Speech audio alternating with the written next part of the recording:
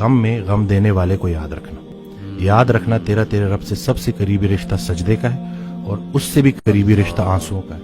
آنکھ میں آنسو ہیں، سر سجدے میں ڈال، نام محمد آہوں میں، دیکھ یہ غم تجھے کیسے سرفراز کرتا ہے. یہ وہ موتی ہیں جو تجھے تیرے مقام سے آشنا کریں گے.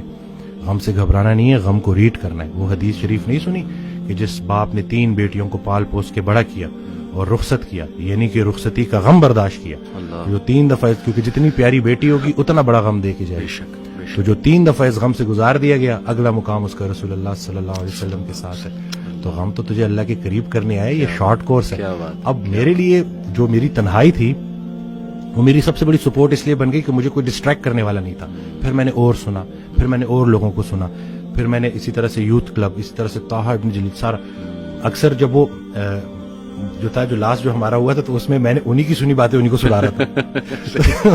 تو بس لیکن دیکھیں نا، کہیں سے بھی اگر، اور ان سے بھی جب پوچھتے تھے نا جیسے کہ آپ کے لیے ہم کیا کریں، تو انہوں نے کہا کہ میرا یہ پیغام لوگوں تک پہنچا کہ یہ جو ہم عمل سے خالی ہو گئے ہیں نا، وہ علم جو عمل سے خالی رہ جائے اس کا بھی پوچھا جائے گا. صحیح بات. تو کرنے والے کام ہے، کر ڈالو. ہمارا سب سے بڑی خوش فہمی ہماری یہ ہے کہ ہمارے پاس ٹائم ہے. ہم انفارچونیٹلی آخری سانس کو موت سمجھتے ہیں. بچپن مر گیا، جوانی مر گئی. جوانی تو ہاتھوں سے ایسے نکل جاتی ہے جیسے مہندی کا رنگ، ٹھیک ہے. اور پھر جب آپ کو پتہ چلتا ہے تو آپ اس بڑھاپے میں ہو، اور اب آپ جب ماضی میں دیکھ رہے ہوتے ہو کہ کہیں میں اب کیا لے کے جا رہا ہوں اللہ کے پاس. تو یہی ہے کہ یہی وقت ہے. تو جس ٹائم میں گلہ کر رہا تھا، شکوے کر رہا تھا، اور پھر انہوں نے کہا کہ خواہشیں ٹوٹنے کا اور اس غم سے نکلنے کا ایک ہی طریقہ ہے کہ کوئی ایک خواہش ایسی ڈیولپ کر لی جائے جو باقی تمام خواہشات پہ بازی لے جائے، لیکن وہ خواہش ٹھہرنے کی نہ ہو، جانے کی ہو.